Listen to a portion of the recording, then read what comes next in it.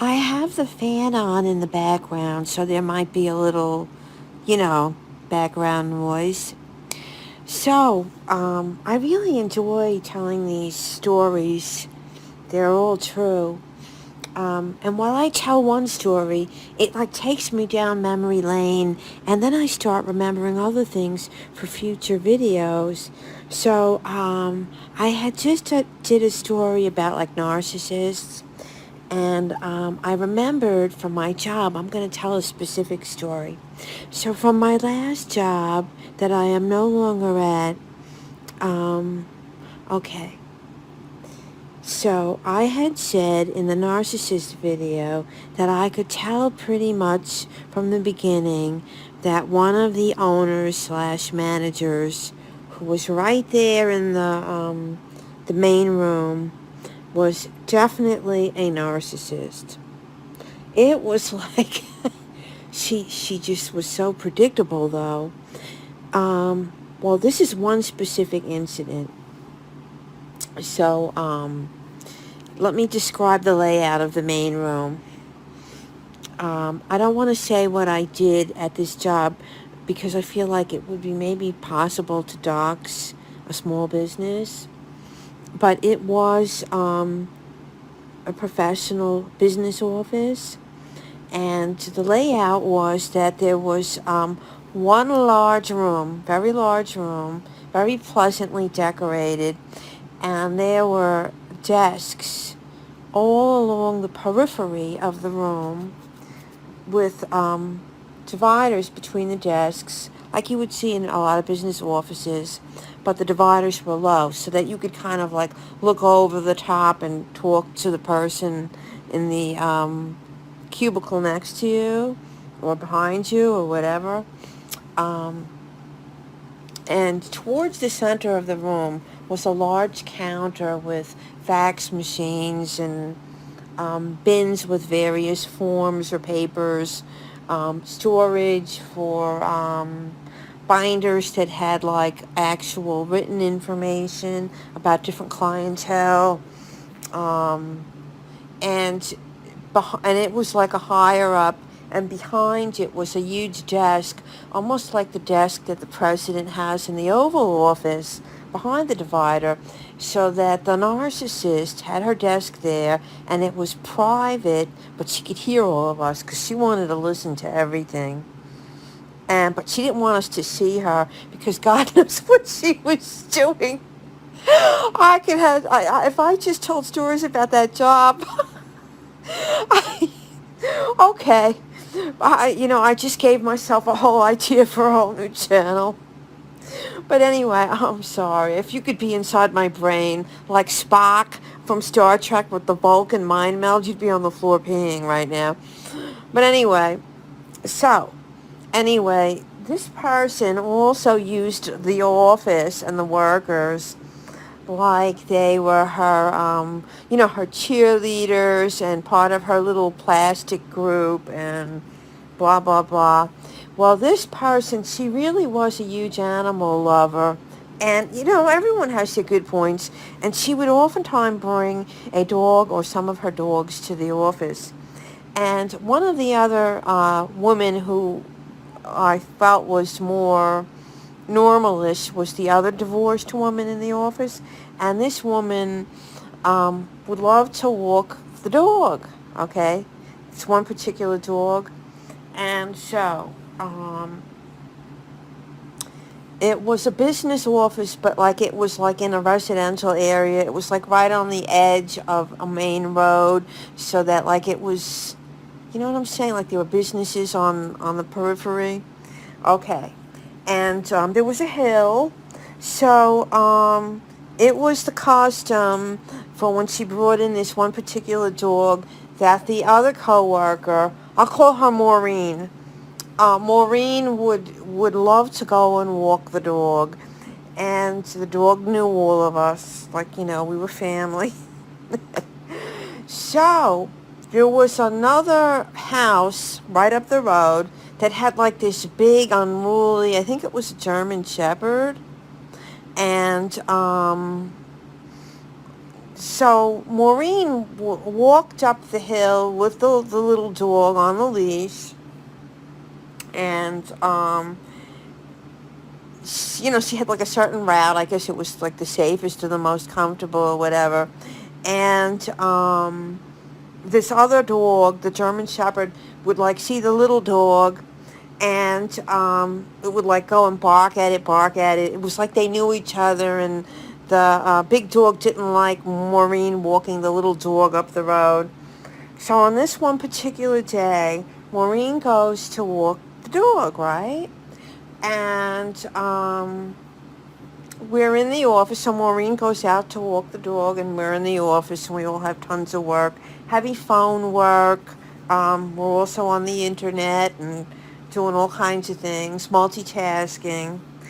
And all of a sudden, one of the women co-workers gets a phone call and starts screaming on the top of her lungs. Very unprofessional, because any of our clients that the other workers were dealing with on the phone could hear this screaming, histrionic hissy fit in the background. And everybody, except for me and the narcissist boss, starts screaming, "What happened? Ah!" The other boss, who was in this little office that was the size of a large closet, comes running out, also very unprofessional, and shrieking on top of her lungs, "What happened?" I was so embarrassed to be working there. These women acted like they were at a bingo hall or it was just like so unprofessional, okay? It was like they were just histrionic, all like screaming and yelling, and meanwhile, the phones are ringing, and like I'm the one that's not screaming, because I had so much goddamn therapy and 12-step, okay, that like I'm a weirdo, okay? I'm a weirdo. I just don't react that way. I mean, maybe I'm doing virtue signaling again, but it's like certain things have been drummed into me, and I have to work in this office, and the other normal person was out walking the dog, and I'm the normal one there. The narcissist was good at faking it, though. It turns out that when Maureen was walking the dog, and she went up the usual route, the big German Shepherd that was always like, going nuts over the little dog, got out because the owners didn't lock the gate, and started to attack. I guess maybe Mo picked up the dog or grabbed the dog, and the big dog, the German Shepherd, bit Mo's leg. And then I think that like somehow she got it off of her, or the owner came out, or whatever. So Mo had a cell phone with her. This is like years ago. I mean, not that many years ago, but like this is before that everyone had an iPhone and could stream or record or whatever. So she might have had like a flip phone. So she calls the office to say, "I'm out here, my leg's bleeding, whatever." All of these, pardon my French, bitches are screaming and yelling. They all start running out like they abandoned ship. You could have heard a pin drop. And I'm sitting there because the phone is ringing. I'm picking up the phone. I'm continuing to do my work, blah, blah, blah. But I was like kind of in shock. I was like in shock at the behavior. The narcissist, in one of the few moments of the whole time that I worked there that we actually connected and I felt like a bit close to her, it's like so quiet, a pin could drop, and then I hear her voice and she says, "Well, Jeannie, I guess it's just you and me." And she kind of laughed a little bit. And you know what? God bless her, because at least she acknowledged. It was like, you could have knocked me, but like I was like almost embarrassed. And the other owner is out there screaming. And they all smoked cigarettes, and they were all out there chain smoking and talking for like an hour. And meanwhile, it's like, hello, you're on the clock. There are clients. There's like 12 phones ringing with just me and the narcissist to answer them.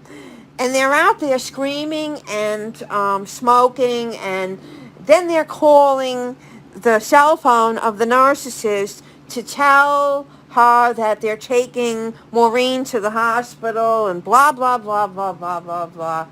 You know what I should have done? I should have gotten up, gotten my purse, gotten my jacket, gotten my car keys, drove off, and said, F you, I quit. But I didn't. I don't know. I was like in shock. I really, really was in shock. So, anyway, okay. That's, I'm not even done with the story. So now, about an hour goes by, they all start milling in, and they're all histrionic, jibber-jabbering and gossiping. Phones are ringing. I have a pile of messages, blah, blah, blah. So they're all jibber-jabbering, and I'm like, I was just like in shock. I couldn't think of what possibly to say to my at this point, if I would have gotten up and screamed and they would have fired me, I would have been thrilled. But I was in shock, right? Then I start thinking, oh my God, now that the audience is back, like the narcissistic supply is back, the narcissist boss is going to do something, right? So all the people are back. They're done with their chain smoking, and they're going on and on about Maureen's leg and the dog and the other dog and the family that owns the other dog, and they're just going on and on and on, shrieking and everything. The phones are ringing off the hook, blah, blah, blah. And I'm thinking to myself, okay, all this attention is going on Maureen. What is the narcissist going to do to pull all the attention off of Maureen being spoken about and pull it back to her? She's going to do something. I knew it, right?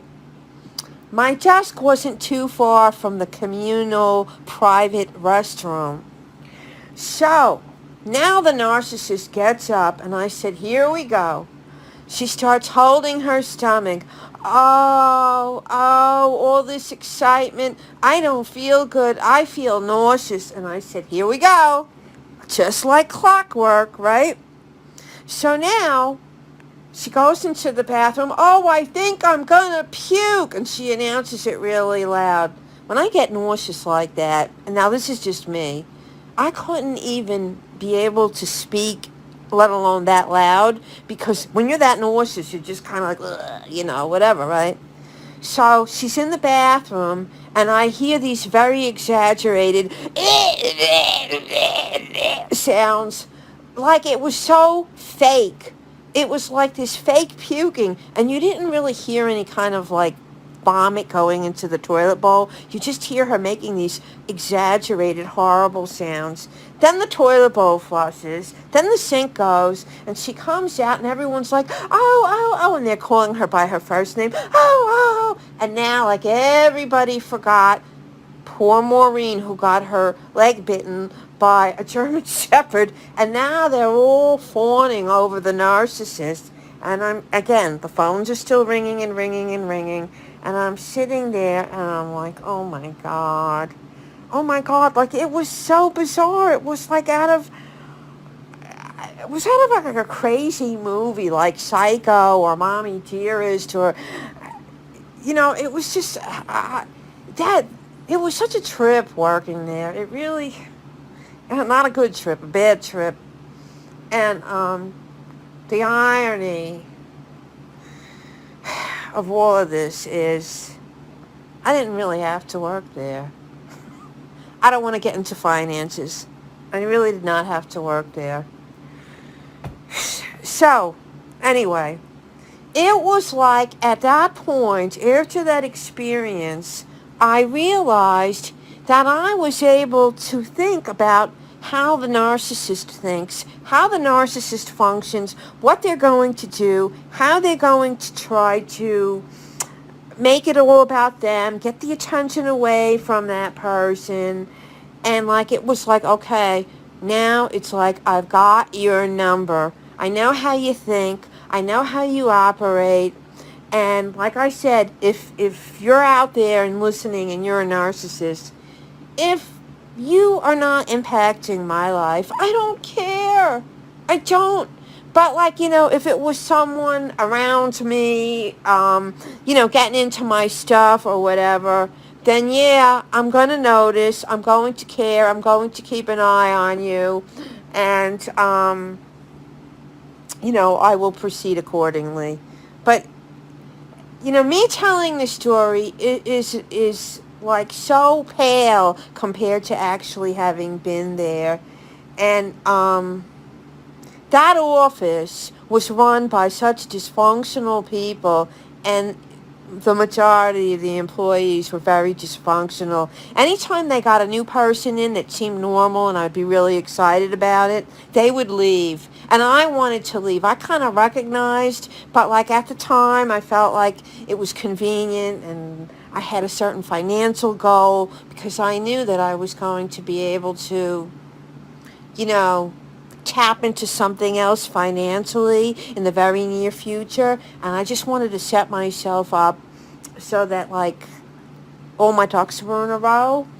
And, oh God, what? I should not have stayed there. That's the bottom line. I mean, I learned some things, but it was very toxic. And the other person, the dog walker that got bit, she was so naive. I don't think she sued or anything. Well, after I left, they fired her. So much for loyalty, right? Anyway, everybody, have a great day, and do not walk the dog for your boss. Do not go near a German Shepherd in a yard where the gate is not locked, and don't work for people that are narcissists. Everybody have a great day. Bye.